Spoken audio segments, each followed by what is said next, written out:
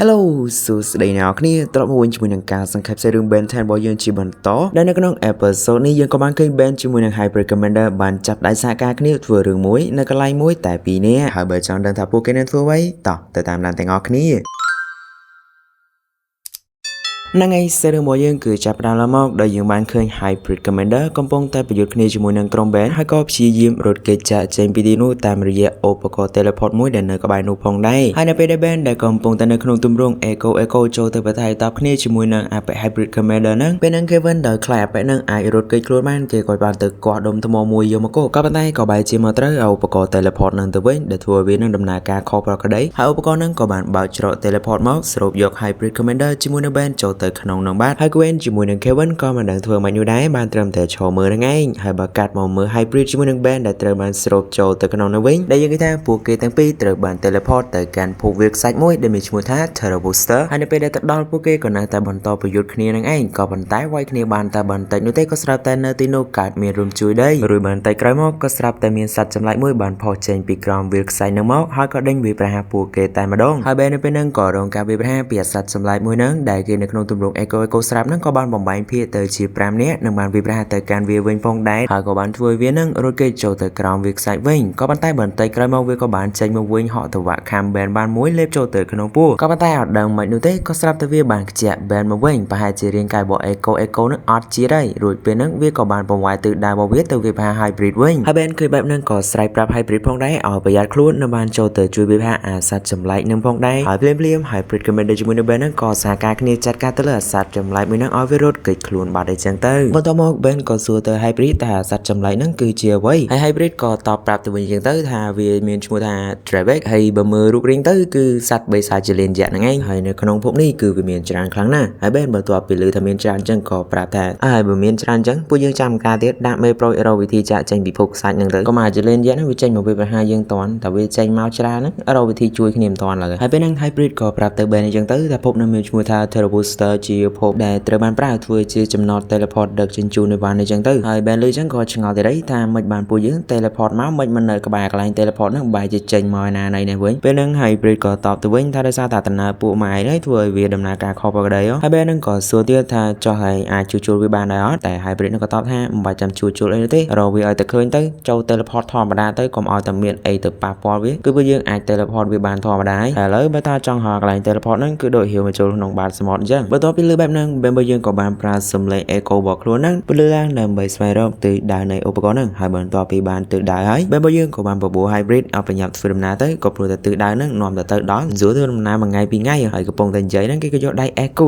ដែល Hybrid ឃើញហើយគឺថាឡើងខ្ពើមតែម្ដងនិយាយទៅអាពូជសាស Hybrid នេះគឺថាស្អប់មើលងាយពូជសាសដតីដល់កហើយ Ben ពេលឃើញអាប៉ែហ្នឹងវាល្អើមជាមួយនឹង Alien មួយហ្នឹងក៏សម្រេចចិត្តថានឹងប្រែមកជាមនុស្សវិញក៏ប៉ុន្តែប្រែមកជាមនុស្សហើយអាប៉ែនោះកាន់តែខ្ពើមល្អើមជាងហ្នឹងទៀតហើយពេលហ្នឹង Hybrid ក៏សម្រេចចិត្តធ្វើដំណើរទៅរកច្រក Teleport ហ្នឹងតែម្នាក់ឯងចឹងទៅក៏ប៉ុន្តែអត់ទាន់បានដើរទៅណានោះទេក៏ស្រាប់តែនៅទីនោះចាប់ផ្ដើមកាត់ជួយដេកចេញពីអាសត្វបិសាចជាលេនយ៉ាងហ្នឹងទៀតហើយដែលធ្វើឲ្យពួកគេហ្នឹងក៏ចាប់ផ្ដើមរៀងភ័យរៀងខ្លួនក៏ព្រមសហការគ្នាដើម្បីទៅរកអាចច្រក Teleport ហ្នឹងអីចឹងទៅក៏ប៉ុន្តែគេថាអាប៉ែ Hybrid នេះគឺវានៅមានលក្ខខណ្ឌដែលត្រូវ Ben នឹងគ្រប់គឺថា Ben ហ្នឹងគឺត្រូវតែនៅឆ្ងាយពីគេ10ជំហានដាច់ខាតគ្មានការតវ៉ាទើបគេព្រមទៅជាមួយហ្នឹងហើយបន្ទាប់ពី Ben យល់ព្រមពួកគេក៏ធ្វើដំណើរចឹងទៅក៏ប៉ុន្តែធ្វើដំណើរបានមកស្ទូហ្នឹង Ben ក៏បានលើកយកអារឿងចំហាយក្រៅហ្នឹងមកនិយាយសួរទៅកាន់អាប៉ែ Hybrid ហ្នឹងថាមិនដែរក្តៅដែរអត់អាប៉ែនោះមានណាពូជសាបរបស់វាមានចូលចិត្តក្តៅអីចូលចិត្តតែត្រជាក់ណាឬ Ben និយាយក្តៅចឹងគឺថាដូចគិតទៅឌឺចឹងណាពួកគេហ្នឹងក៏ឆ្លោះគ្នាចឹងទៅតែដែល Ben នេះគ្នាគ្រាន់តែចង់លើករឿងហ្នឹងមកយកមកនិយាយដើម្បីកំដរភាពអត់សុខកុំឲ្យវាថាដូចជាស្ងាត់ពេកចឹងទៅហើយបន្តិចក្រោយមក Hybrid ដើរហ្នឹងក៏ស្រាប់តែលិតជង្គង់ក្រឹបតែម្ដងក៏ដោយសារតែក្តៅពេកទ្រាំលែងបានហើយត្រូវការពេលសម្រាប់បន្តិចហើយ Ben ឃើញចឹងក៏ចង់ជួយផងដែរហុចអាវរបស់គេហ្នឹងឲ្យប្រាប់ថាណែយកស្ទូក្បាលតិចទៅក្រែងលោកការពារកម្ដៅបានខ្លះក៏ប៉ុន្តែមានណាប៉ែ Hybrid នោះក៏តបវិញថាអញអត់មានត្រូវការជំនួយពីអាពូជសាសនាទាបដូចជាឯងទាំងទ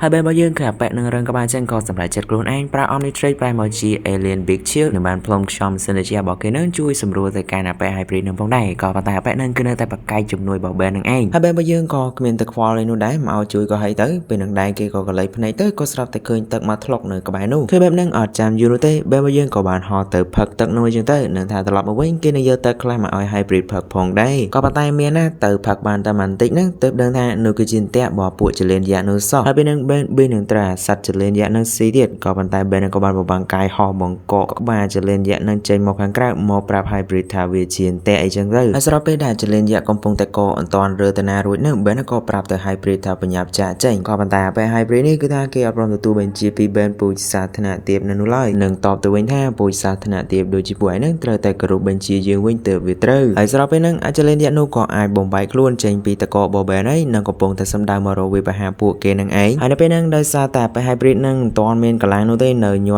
រឡើយ Ben ក៏បានហោះចូលទៅបង្កអាចលនឹងមុនក៏ប៉ុន្តែធ្វើអីវាអត់កើតនោះទេហើយនៅពេលដែល Ben ហោះត្រឡប់មកវិញ hybrid ក៏បាននិយាយថាតោះចូលទៅវាយតាមអញប្រាប់ហើយពេលហ្នឹង hybrid ក៏ប្រាប់ឲ្យ Ben ហ្នឹងចូលទៅបង្កអាចលនឹងសារជាថ្មីក៏ប៉ុន្តែលើកនេះគឺនៅក្នុងរាងកាយរបស់វាបង្កនៅហ្នឹងឯងចាំពេលដែលគេឲ្យសញ្ញាចេញចាំចេញរួច Ben ហ្នឹងក៏ព្រមធ្វើតាមផងដែរហោះចូលទៅបង្កអាចលហ្នឹងអញ្ចឹងទៅរួចនៅពេលដែលរាងកាយរបស់អាចលនឹងចាប់ផ្ដើមកកមករាងកាយហ្នឹង hybrid ក៏ស្រែកឲ្យ Ben ចេញរួចគេក៏ប្រើកញ្ចក់ដៃរបស់គេហ្នឹងបាញ់កំទេចរាងកាយរបស់ចលនាហ្នឹងអញ្ចឹងទៅហើយបន្ទាប់ពីចាត់ការចលនាហ្នឹងហើយនិយាយថា hybrid ក៏បានប្រើសមត្ថភាពពិសេសមួយទៀតរបស់គេក្នុងការស្វែងរកប្រភពទឹកចំណែក Ben នៅពេលដែលឃើញវិធីសាស្ត្ររបស់ពួក hybrid ស្វែងរកទឹកហ្នឹងក៏រៀងរអើមផងដែរក៏លន់មកថាអូអញ្ចឹងពួកឯងហ្នឹងគឺលក្ខណៈដូចរុក្ខជាតិតែ hybrid ក៏តបមកវិញថាពួកឯងមិនមែនមានលក្ខណៈដូចរុក្ខជាតិដូចអីនោះទេពួកឯងគឺមានតែមួយលក្ខណៈហ្នឹងឯងគឺជាលក្ខណៈដែលអស្ចារ្យបំផុតបន្ទាប់ពីនិយាយចោលពួកគេក៏បន្តដំណើររហូតដល់យប់ឡើងនៅពេលដែលកំពុងតែដើរហ្នឹង Ben ក៏ស្រាប់តែឮសំឡេងចម្លែកក៏ប៉ុន្តែសួរ hybrid ទៅ hybrid ក៏ឆ្លើយថាអាមានឮអីនោះទេក្រៅតែពីសំឡេងរបស់ឯងហ្នឹងហើយ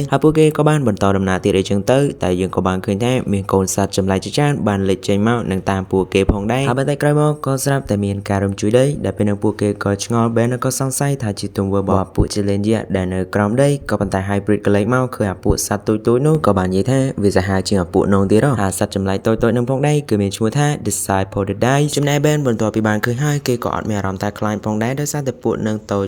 ក៏ប៉ុន្តែមានណាតូចមែនក៏ប៉ុន្តែមានច្រើនហើយភ្លាមនឹង Ben ក៏ដូចជា hybrid ផងដែរក៏ត្រូវបានអាពួកនឹងចូលមករោមព័ទ្ធពេញខ្លួនហើយ Ben ពេលនឹងក៏បានប្រើ Omnitrix ប្រែមកជា Swordfire ប្រើភ្លើងវាប្រែទៅកាន់អាពួក Discipodidae នឹងហើយ Ben ក៏បានរំដោះខ្លួនរត់ឡើងទៅលើទីទួលហើយក៏ហៅ hybrid ឲ្យមកតាមផងដែរនៅពេលដែល hybrid រត់ឡើងមកតាមគេក៏បានប្រើភ្លើងវាប្រហាជំរាលថ្មឲ្យវាបាក់អារម្មណ៍មកសកត់អាពួក Discipodidae នឹងហើយ hybrid រត់ឡើងជំរាលមិនទាន់នឹងក៏ប៊ីនឹងដោតតាមអាជំរាលខ្សាច់ដែលច្រាលធ្លាក់ទៅខាងក្រោមសង្កត់ពួក Discipodidae នឹងផងដែរក៏ប៉ុន្តែក៏បាន Ben ជួយចាប់ដៃគេតាន់ហើយបន្ទាប់មកយើងឃើញថាបែប hybrid នេះគឺគ្មានកោសរសើរទង្វើ Ben ដែលបានជួយជីវិតគេនោះទេផ្ទុយមកវិញគេបែរជាខឹង Ben ដែលថាយកដៃពូជសាធារណៈទាបយកមកប៉ាគេអញ្ចឹងទៅហើយ Ben នៅពេលហ្នឹងក៏រងមើផងដែរវាមិនអាក្នុងខ្លួនគេខំជួយមិនអរគុណទេឆ្លៀតមកវាយរឹកដាក់ទៀតអញដឹងតែនឹងវាស្អប់ alien ដែលអញប្រែកាយទៅតែនេះអញជួយឯងតើ